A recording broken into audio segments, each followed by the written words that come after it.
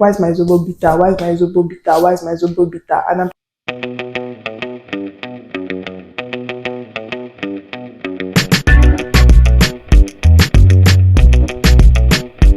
Hi beautiful people, welcome back to the channel. My name is Ayola. If you're seeing this video for the very first time, thank you for dropping by.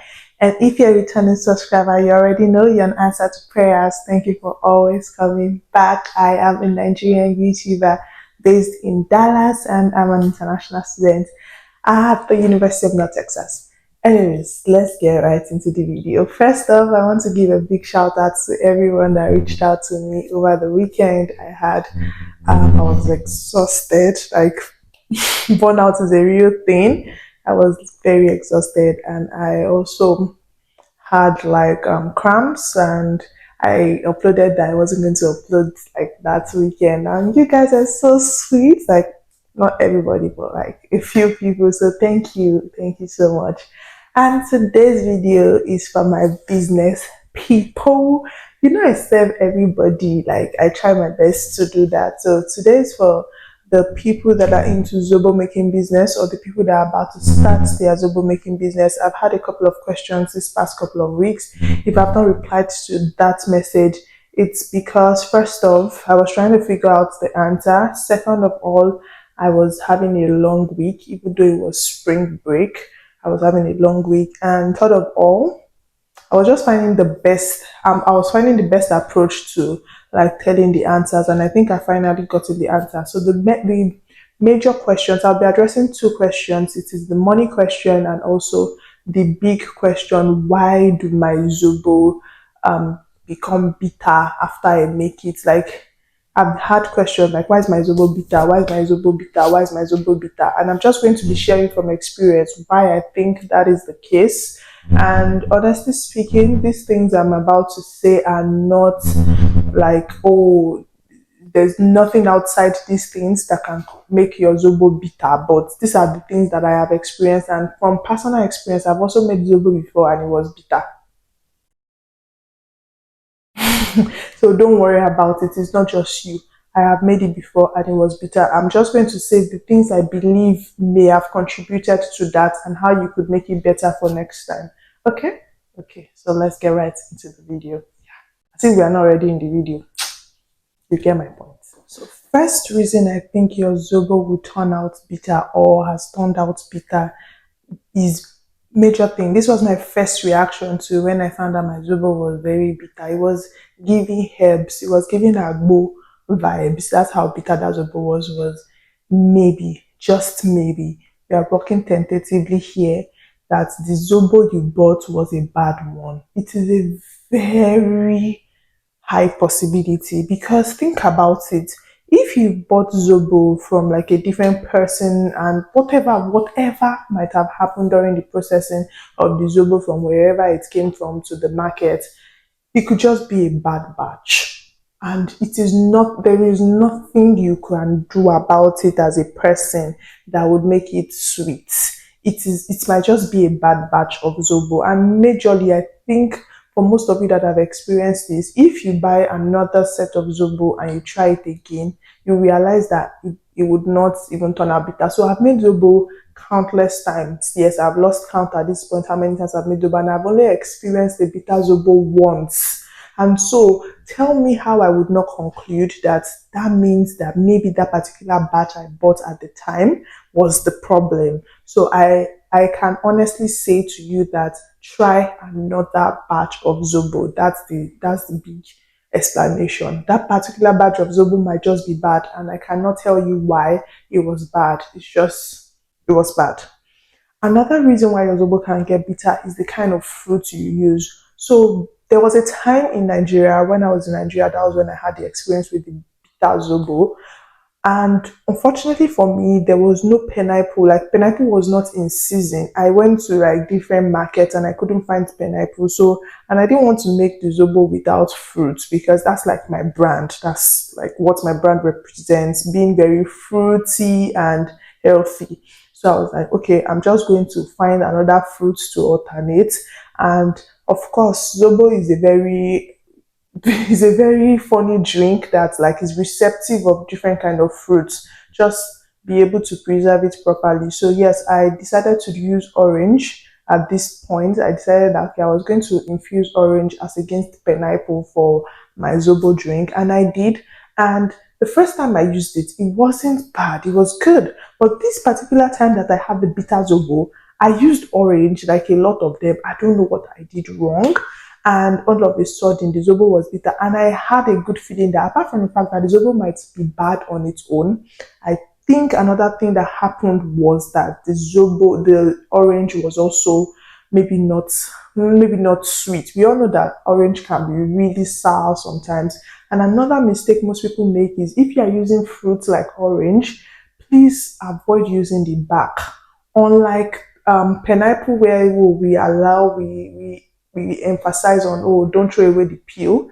I honestly think you need to take away the first peel of the orange before you boil it with your fruit.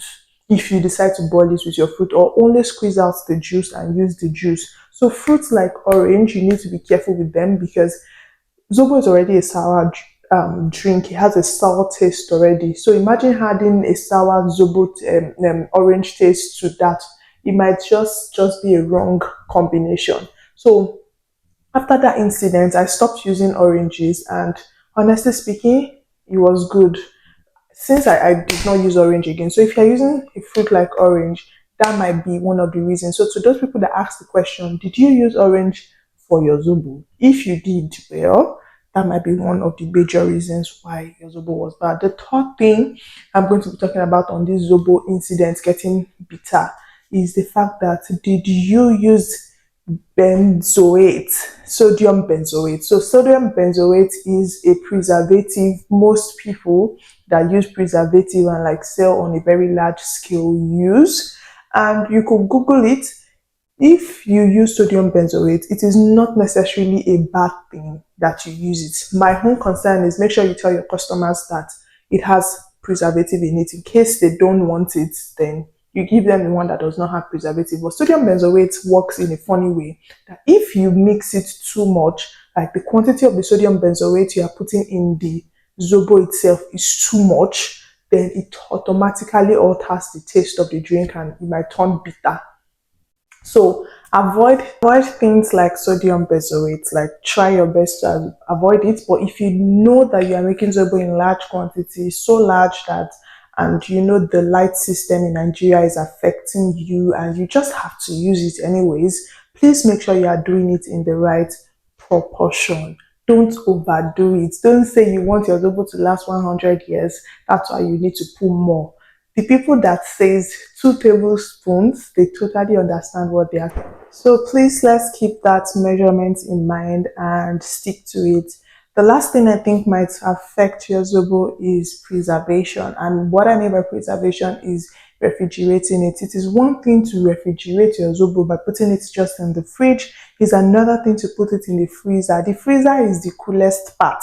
So please guys, I know that the light situation is horrible, but if you have an opportunity to refrigerate your Zobo, please do the freezer, not the fridge. Let it freeze. That is the best way. And if you don't let it freeze or you put it in the fridge for so long, it might become sour. Maybe not necessarily bitter, but sour, which is still not the taste you want. Like it would undergo fermentation, which will automatically lead to the loss of the entire Zobo. Okay. And I think that is all for the bitter Zobo. That's all the advice I can give for the bitter Zobo. If any of this does not apply to your situation on why your Zobo is bitter, let me know exactly what you did in the comment section. This might help me to make a well-informed ideas about your peculiar situation. The next thing we're going to be talking about is pricing. If I get $1 for every time I've heard how do I price my Zobo, I'll be a millionaire, oh, honestly, you guys. So for me, quick thing about pricing is nothing should be left out. You have to be meticulous. Zobo is such a small business, especially if you're just starting off and you're not like you have a large customer base. It's such a small business that you might get lost in it, both your profit and your capital, everything can just get all molded up. And When I started, I also didn't have like a separate account that I used to monitor the business. So it was a little bit muddled up, but thank God for saving culture and prudency. And I'm not even great at it, but I had like a good arrangement, simple mathematics skills, even though I hate math, that I used to manage my finances. So it was just good for me. And this is a simple way I'm going to teach you today. First things first, if you've decided that this is something you want to do as a business and not just a hobby, even if it is as a hobby, so long as you want to make money exchange hands, owning an account in Nigeria costs absolutely nothing. Honestly, it probably costs you 1,000 naira, which if you plan to start a business anyways, you should have 1,000 naira. Owning an account, people beg you to open accounts for free. Try to get a separate account. And these days that people are doing cashless policy, most people are going to be paying you through transfers. And 200, 300, 400, 500 naira can get mixed up with your current finances if you're putting it in your bank. This is like business 101 I'm giving you guys. So I would advise you first off, open a separate account for your Zobo business. It doesn't have to be anything grand. And make sure that any money that has to do with transfers coming into that Zobo business that is coming from Zobo should go into that account and not into your personal account. We can easily buy airtime with this money and we will not be able to account for everything that we spent. Next thing is take your pen and your paper and start writing things down. From the very biggest thing, which is the Zobo itself that you buy, to the very last thing that you spend your money on, which might be transportation to get these materials, please write it down. The best way, if I give you a price and say sell 50 cl bottle of Zobo for 500 naira, what if it costs you that same amount to make the Zobo? That does not make sense. That means you are not making profit. So simple arithmetics, please write everything down from the biggest money you spend to the smallest money you spend through your production process. Write it down. Add everything together, then divide it by the amount of Zobo that you are making per time. So let's do this simple math. If I am making 20 bottles, I don't want to do hard math. If I'm making 10 bottles of Zobo per time and I used 100 naira or 1,000 naira to make the 10 bottles, so it's just going to be 10 divided by 100. See, I don't want it to be hard. Anyways, whatever it is that you have on a bottle as the cost price, that is what it's your cost price. That's not your profit. So you don't sell for that amount. You now need to add what you consider your profit, which might be 20%, whatever you think you deem, let's not do big maths, whatever you deem appropriate as your profit. So if it's that you make the Zobo, the entire Zobo, a bottle of production costs you 500 naira, and in your own best interest, you think 200 naira is enough profit for you. That means 200 naira plus 500 naira, that's 700 naira. So you're selling a bottle of Zobo for 700 naira, not 500 naira that you made it. Guys, I don't know. This might sound like too many maths, but I think I'm explaining it in the simplest way possible right now. This is how I did it. I added everything together. After every market run, I sit down and I add everything together, do the plus and minus, and see what I have left to one bottle of Zobo. Then I add a tiny bit because at the time I was working, so it was a side hustle. It wasn't a full-time job that if I didn't have any money from Zobo, I was going to go bankrupt. No. But if you are doing it as a full-time job, make sure you add everything, then add your profit. Your profit includes your workmanship. We are doing this business so this business can pay us in the future. And in the future, if you don't start it now, how does it pay you in the future? So please add everything together, add a little bit so that it's enough to pay you. And after you are done with this, make sure that you pay yourself. So at the time, I was literally paying myself maybe like 5,000. It was so small, but that's how I started. That's how small I started paying myself and saying, okay, this is my money from this Zobo. I don't care, life or death situation. I'm taking it out of this business. And just little things like that will give you a sense of fulfillment. As you go, you can increase how much you decide to pay yourself. But if you are making the Zobo and you're only adding your cost price, nothing on it, We've not started doing business. We've not started doing business. And this video is not supposed to be so long. So I think pretty much that is how you can monitor your finances. Open an account, make sure you document everything. And another thing you can also do, make sure you have a separate book for it. When you document it, check what the price was the last time you bought it and the new price today. Make sure you look at the two, see the difference, and envision what the price will be the next time, so that you already factor it in that if I sell this Zobo at this amount, I won't be able to buy enough material for the next production. So factor that in when you are doing your pricing. It is not even a hard math at all. If you need help with this math and you don't understand, you should understand what I just said. But if you do not, let me know in the comment section or come to my DM on Instagram, and I might be able to like give you one or two pointers on how to like do this basic math that I just explained. Yes, guys, that's it. That's it for today's video. Short, simple, sweet, clean, classy, like me.